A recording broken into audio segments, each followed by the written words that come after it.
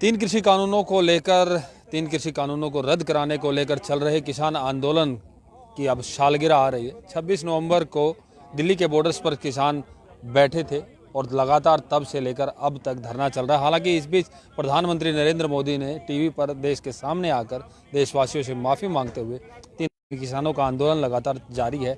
भारतीय किसान यूनियन एकता उग्राह की स्टेज चलती है और भारतीय किसान यूनियन एकता उग्राह जो पंजाब की सबसे बड़ी किसान जत्थेबंदी है, आंदोलन की सालगिरह मना रही है। उसके लिए ये जो नया क्षेत्र चुना गया है, जो सेक्टर 13 का एरिया है बहादुरगढ़ का, और यहाँ के तकरीबन 5-6 एकड़ में किसानों ने स्टेज लगा दी है।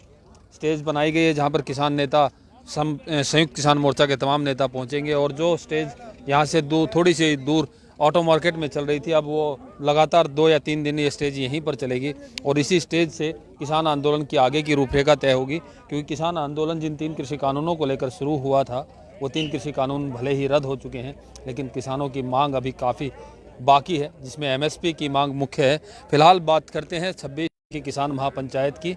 उसके लिए जसविंदर सिंह लोंगेवाला जो है हमारे साथ हैं, भाजपा के कार्यकारी प्रधान, उनसे जानते हैं कि इस महापंचायत का मकसद क्या है और ये महापंचायत किस तरीके से पूरी होगी।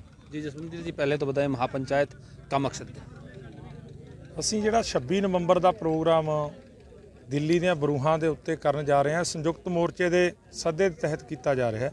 ਕਿਉਂਕਿ 26 ਨਵੰਬਰ ਨੂੰ ਇਸ ਪ੍ਰੋਗਰਾਮ ਨੂੰ ਜਿਹੜਾ ਕਾਲੇ ਕਾਨੂੰਨਾਂ ਦੇ ਵਿਰੁੱਧ ਹੋਰ तमाम ਮੰਗਾਂ ਨੂੰ ਲੈ ਕੇ ਸ਼ੁਰੂ ਕੀਤਾ ਗਿਆ ਅੰਦੋਲਨ ਸੀ, ਇਹਨੂੰ ਦਿੱਲੀ ਦੀਆਂ ਬਰੂਹਾਂ ਦੇ ਉੱਤੇ 1 ਸਾਲ ਪੂਰਾ ਹੋ ਜਾਣਾ ਹੈ। ਤੇ 1 ਸਾਲ ਪੂਰਾ ਹੋਣ ਤੇ ਅਸੀਂ ਬਹੁਤ ਭਾਰੀ ਜਿਹੜਾ ਇਕੱਠ ਹੈ, ਇਹ ਐਸ ਟਿੱਕਰੀ ਬਾਰਡਰ ਦੇ ਉੱਤੇ ਜਿਹੜਾ ਪਕੌੜਾ ਚੌਂਕ ਦੇ ਨਜ਼ਦੀਕ ਇੱਕ ਵੱਡਾ ਪੰਡਾਲ ਜਿਹੜਾ ਬਣਾਇਆ, ਜਿੱਥੇ ਆਪਾਂ ਹੁਣ ਖੜੇ ਹਾਂ, ਇਹ ਲਗਭਗ 1 ਲੱਖ ਤੋਂ ਉੱਪਰ ਸੰਖਿਆ ਦਾ ਅਸੀਂ ਪੰਡਾਲ ਤਿਆਰ ਕੀਤਾ ਹੈ।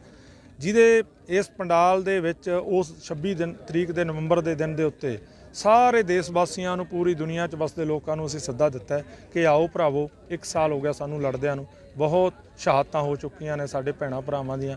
ਇਸ ਦਿਨ ਤੇ ਇਕੱਠੇ ਹੋਈਏ ਤਾਂ ਕਿ ਅਸੀਂ ਜਿਹੜੀਆਂ ਰਹਿੰਦੀਆਂ ਮੰਗਾਂ ਨੇ, ਕਿਉਂਕਿ ਕਾਲੇ ਜਿਹੜੇ 3 ਕਾਨੂੰਨ ਸੀ, ਇਹਨਾਂ ਦੇ ਸੰਬੰਧ ਦੇ ਵਿੱਚ ਇੱਕ ਫੈਸਲਾ ਦੇਸ਼ ਦੇ ਪ੍ਰਧਾਨ ਮੰਤਰੀ ਵੱਲੋਂ ਟੀਵੀ ਚੈਨਲਾਂ ਦੇ ਰਾਹੀਂ ਸੁਣਾਇਆ, ਪਰ ਇਹਦੇ ਨਾਲ ਜੁੜੀਆਂ ਜਿਹੜੀਆਂ ਹੋਰ ਮੰਗਾਂ ਨੇ, ਉਹਨਾਂ ਸਾਰੇ ਸਾਥੀਆਂ ਨੂੰ ਯਾਦ ਕਰਾਂਗੇ ਉਸ ਦਿਨ ਦੇ ਉੱਤੇ ਜਿਹੜੇ ਸਾਡੇ ਅੰਦੋਲਨ ਨਾਲ ਵਿਛੜ ਗਏ।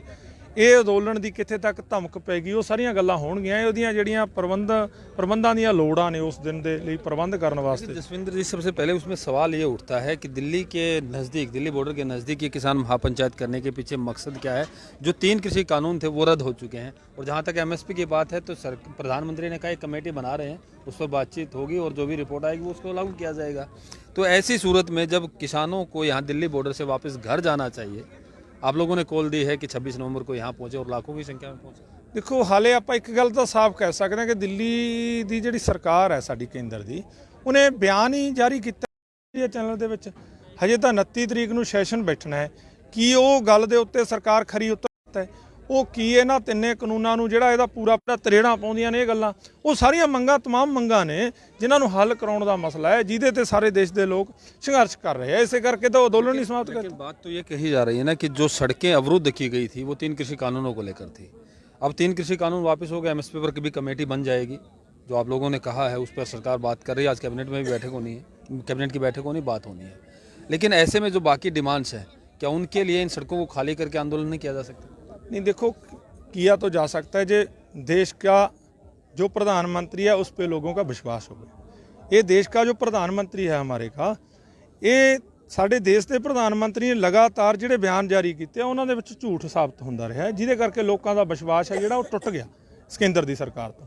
ਭਾਵੇਂ ਨੋਟਬੰਦੀ ਦਾ ਮਸਲਾ ਹੋਵੇ, ਕਹਿੰਦੇ ਸੀ ਕਿ ਕਾਲਾ ਧਨ ਬਾਹਰ ਆਏਗਾ, ਕਾਲਾ ਧਨ तो बाहर ही नहीं। ये तीनों कृषि कानून रद्द हो जाएंगे, आपके हाथ में लिखित आ जाएगा तो विश्वास बहाल हो जाएगा। बिल्कुल, क्योंकि हम तो जो हमारे हाथ पे आ जाएगा, मतलब जैसे ही नोटिफिकेशन आ जाएगा कि तीनों कृषि कानून रद्द हो गए, सदन के दोनों पटलों पर रद्द हो गए, राष्ट्रपति के साइन हो गए, उसके बाद आप लोग घर जाने की कॉल दे देंगे? बिल्कुल दे देंगे, क्योंकि हमारा तो पहले ये कहते थे कि भाई ਜਿਹੜਾ कानून है तुम्हारे ये काले हैं, साड़ी मौत का फंदा है, इसको हमारी मौत के ब्रंट हैं, इनको वापस ले जाए। पहली मीटिंग में वापस लेने चाहिए थे, इतनी देर से होगा। क्या लोकल प्रशासन से इस संदर्भ में कोई बातचीत हुई है? नहीं नहीं, ਇਹ ਅੱਜ ਅਸੀਂ ਇਦੋਂ ਪਹਿਲਾਂ ਮੀਟਿੰਗ ਕਰਕੇ ਹਟੇ ਹਾਂ। ਇਸੇ ਪੰਡਾਲ ਦੇ ਵਿੱਚ ਸਾਡੇ ਵਲੰਟੀਅਰ ਨੇ ਜਿਹੜੇ, ਉਹ ਇੰਨੇ ਸਿਆਣੇ ਆ। ਅਸੀਂ ਕਈ ਲੱਖ ਦਾ, 4-4 ਲੱਖ, 5-5 ਲੱਖ ਦਾ ਇਕੱਠ ਪੰਜਾਬ ਦੇ ਵਿੱਚ ਪਹਿਲਾਂ ਵੀ ਕੀਤਾ। ਇਸੇ ਟਿੱਕਰੀ ਬਾਰਡਰ ਦੇ ਉੱਤੇ 70,000 ਦੇ ਕਰੀਬ ਅਸੀਂ ਔਰਤ ਭੈਣਾਂ ਦਾ ਇਕੱਠ ਕੀਤਾ ਸੀ ਇਸੇ ਪੰਡਾਲ ਦੇ ਵਿੱਚ ਪਹਿਲਾਂ ਅੰਦੋਲਨ ਦੇ ਚੱਲਦੇ ਦੌਰਾਨ। ਅੱਜ ਵੀ ਅਸੀਂ ਜਿਹੜਾ ਸੱਦਾ ਦਿੱਤਾ ਪੰਜਾਬ 'ਚੋਂ ਕਿ 3 ਦਿਨਾਂ ਦੇ ਵਿੱਚ ਗਿਣਤੀ ਆਵੇ, ਇੱਕ ਦਿਨ 'ਚ ਨਾ ਆਵੇ ਇਕੱਠੀ, ਤਾਂ ਕਿ ਰਸਤੇ ਦੇ ਵਿੱਚ ਕੋਈ ਸਮੱਸਿਆ ਨਾ ਆਵੇ ਕਿਸੇ ਭਰਾ ਨੂੰ। 3 ਦਿਨਾਂ 'ਚ ਹੌਲੀ ਹੌਲੀ ਸਾਡੇ ਭੈਣ ਭਰਾ ਇਸ ਪੰਡਾਲ ਤੱਕ ਪਹੁੰਚ ਜਾਣਗੇ, ਦੂਜੇ ਰਾਜਾਂ ਦੇ ਕਿਸਾਨ ਪਹੁੰਚ ਜਾਣਗੇ, ਮਜ਼ਦੂਰ ਪਹੁੰਚ ਜਾਣਗੇ, ਤੇ ਅਸੀਂ ਸਾਰੀ ਸੁਵਿਧਾ, ਕਿੱਥੇ ਟ੍ਰੈਫਿਕ ਖੜਾਉਣੀ ਹੈ, ਕਿੱਥੇ ਪੀਣ ਵਾਲੇ ਪਾਣੀ ਦਾ ਪ੍ਰਬੰਧ ਹੈ, ਕਿੱਥੇ ਜਿਹੜਾ ਇਲਾਜ ਵਾਸਤੇ ਸੁਵਿਧਾ ਦਾ ਪ੍ਰਬੰਧ ਕਰਨਾ ਹੈਗਾ, ਕਿੱਥੇ ਬਾਥਰੂਮ ਦਾ ਪ੍ਰਬੰਧ ਕਰਨਾ ਹੈਗਾ, ਕਿੱਥੇ ਖਾਣ ਪੀਣ ਦੇ ਪ੍ਰਬੰਧ ਕਰਨੇ, ਉਹ ਸਾਰੇ ਪ੍ਰਬੰਧ ਸਾਡੇ ਮੁਕੰਮਲ ਹੋ ਗਏ, ਕਿਉਂਕਿ ਲਗਾਤਾਰ ਅਸੀਂ ਲੱਗੇ ਹੋਏ ਹਾਂ। ਵੱਡੇ ਵੱਡੇ ਇਕੱਠ ਕਰਦੀ ਰਹਿੰਦੀ है भारतीय किसान यूनियन उगराहां, इन्हों का तजर्बा है। जसविंदर जी, टिकरी बॉर्डर चूंकि 6 फुट का ही रास्ता दे रखा है आप लोगों ने दोपहिया वाहनों के लिए, एम्बुलेंस के लिए। अब टिकरी बॉर्डर पर भी कल दिल्ली पुलिस के साथ किसान संगठनों की एक बैठक हुई, जिसमें ये आशंका जताई जा रही थी कि 26 नवंबर जो सालगिरह किसान आंदोलन की मनाई जा रही है, उस दरमियान काफ़ी लोग आएंगे। तो कहीं ये आशंका है प्रशासन को और लोगों के मन में भी है कि कहीं दिल्ली की तरफ आप लोग कूच तो नहीं करेंगे, क्योंकि 29 का वैसे ही आप लोगों ने कॉल दे रखी और इसी टिकरी बॉर्डर से दिल्ली जाना है। ਦੇਖੋ, ਇੱਕ ਗੱਲ ਤਾਂ ਸਾਫ਼ ਕਹਿ ਸਕਦੇ ਹਾਂ ਕਿ ਜਿਹੜਾ ਇਹ ਅੰਦੋਲਨ ਸੀਗਾ ਸੰਯੁਕਤ ਮੋਰਚੇ ਵੱਲੋਂ ਕੀਤਾ ਜਾ ਰਿਹਾ, ਇਹ ਅੰਦੋਲਨ ਐਸੇ ਗੱਲ ਦੀ ਤਾਕਤ ਨਾਲ ਹੀ ਜਿੱਤ ਵੱਲ ਵਧੇਗਾ ਜਿੰਨਾ ਇਹ ਸ਼ਾਂਤਮਈ ਰਹੇਗਾ। ਜੋ ਵੀ ਅਸੀਂ ਕਰਨਾ ਹੋਇਆ ਸੰਯੁਕਤ ਮੋਰਚੇ ਦੇ ਉਲੀਕੇ ਹੋਏ ਪ੍ਰੋਗਰਾਮਾਂ ਤਹਿਤ ਹੀ ਕਰਾਂਗੇ, ਕਿਉਂਕਿ ਇਹ ਸੰਯੁਕਤ ਮੋਰਚੇ ਨੇ ਜਿਹੜਾ ਪ੍ਰੋਗਰਾਮ ਉਲੀਕਿਆ ਹੈ, ਉਹ 29 ਤਰੀਕ ਨੂੰ 500 ਦਾ ਜਥਾ ਜਿਹੜਾ ਇਸ ਬਾਰਡਰ ਤੋਂ ਜਾਏਗਾ ਤੇ ਗਾਜੀਪੁਰ ਤੋਂ ਜਾਵੇਗਾ। ਉਹ ਪ੍ਰੋਗਰਾਮ ਸਾਡੇ ਸਟੈਂਡ ਨੇ। ਪਹਿਲਾਂ ਜਿਵੇਂ ਅਸੀਂ ਹੁਣ ਥੋੜੇ ਦਿਨਾਂ ਦੇ ਲਖਨਊ ਦੇ ਵਿੱਚ ਵੱਡੀ ਰੈਲੀ ਕਰਕੇ ਉਹ ਵੀ ਪ੍ਰੋਗਰਾਮ, ਉਨੀ ਚਿਰ ਉਹ ਪ੍ਰੋਗਰਾਮ ਚੱਲਦੇ ਰਹਿਣਗੇ ਜਿੰਨਾ ਚਿਰ ਸਰਕਾਰ ਸਾਡੀਆਂ ਦੂਜੀਆਂ ਮੰਗਾਂ ਤੇ ਕਾਲੇ ਕਾਨੂੰਨਾਂ ਦਾ ਬਿਲਕੁਲ ਖਾਤਮਾ ਨਹੀਂ ਕਰ ਦਿੰਦੀ, ਬਿਲਕੁਲ ਸਾਡੇ ਹੱਥ ਦੇ ਵਿੱਚ ਨੋਟੀਫਿਕੇਸ਼ਨ ਦੀ ਕਾਪੀ ਨਹੀਂ ਆ ਜਾਂਦੀ, ਉਹਨੇ ਦਿਨ ਸਾਡਾ ਅੰਦੋਲਨ ਚੱਲਦਾ ਰਹੂਗਾ। ਆਪ ਮੁਹਾਰਾ ਕੋਈ ਜਲਦਬਾਜ਼ੀ 'ਚ ਅਸੀਂ ਫੈਸਲਾ ਨਹੀਂ ਕਰਨਾ ਚਾਹੁੰਦੇ, ਕਿਉਂਕਿ ਬੜੇ ਜ਼ਾਬਤੇ ਨਾਲ ਲੜਨ ਵਾਲੇ ਲੋਕ ਨੇ, ਸਿਆਣੇ ਲੋਕ ਨੇ। ਹੁਣ ਤੱਕ ਇਹਨਾਂ ਨੇ ਇੱਕ ਵੀ ਜ਼ਾਬਤਾ नहीं तोड़ा है संघर्षी लोग।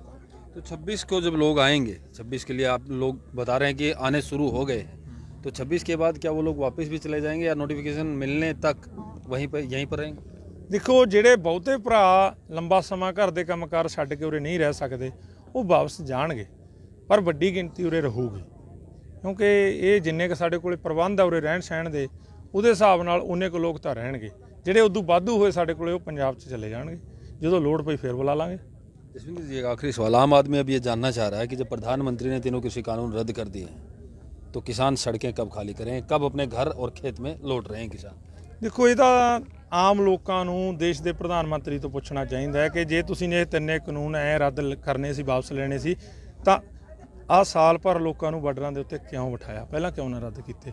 ਜੇ ਕਾਨੂੰਨ, वो तो कहते हैं कि देर आए दुरुस्त आए, अब तो रद्द हो गए, अब आम आदमी के लिए आप लोग क्या कहेंगे? ਰੱਦ ਹਲੇ ਹੋਏ ਨਹੀਂ। ਰੱਦ ਅਸੀਂ ਤਾਂ ਉਦੋਂ ਮੰਨਾਂਗੇ ਨਾ ਸਾਡੇ ਹੱਥ 'ਚ ਕਾਪੀ ਆ ਗਈ। ਇਹ ਪ੍ਰਧਾਨ ਮੰਤਰੀ ਬੋਲਦਾ ਝੂਠ, ਪਹਿਲਾਂ ਵੀ ਇਹਨੇ ਹਰ ਵਾਰ ਝੂਠ ਬੋਲ ਕੇ ਰਾਜ ਗੱਦੀ ਹੈ ਜਿਹੜੀ ਉਹਦੇ ਤੇ ਕਬਜ਼ਾ ਕੀਤਾ ਹੈਗਾ। ਇਹ ਤੇ ਲੋਕਾਂ ਨੂੰ ਬੇਵਿਸ਼ਵਾਸੀ ਹੈ, ਕਿਉਂਕਿ ਕਰਦੇ ਕੁਝ ਹੋਰ ਹੈ, ਕਹਿੰਦੇ ਕੁਝ ਹੋਰ। चलिए, जब हाथ में आ जाएगा रद्द की कॉपी तब चले जाएंगे। बिल्कुल बिल्कुल बिल्कुल बेला कर देंगे रास्ता। बिल्कुल, आम आदमी के लिए साफ संदेश है कि जब तक तीनों कृषि कानून रद्द होकर उनके हाथ में कॉपी नहीं आ जाती, तब तक ये दिल्ली के इन बॉर्डर्स पर डटे रहेंगे। और 26 नवंबर को दिल्ली बॉर्डर्स पर किसान आंदोलन का पूरा 1 साल हो रहा है। किसान आंदोलन की सालगिरह मनाने के लिए पंजाब, हरियाणा, राजस्थान, तमाम राज्यों से किसान यहाँ पहुँच रहे हैं और संयुक्त किसान मोर्चा के बैनर तले ये आंदोलन लगातार नियमित तरीके से, अहिंसात्मक रूप से, अनुशासित तरीके से चल रहा है और आगे भी तब तक जारी रहेगा जब तक किसानों की सारी मांगें पूरी नहीं हो जाती।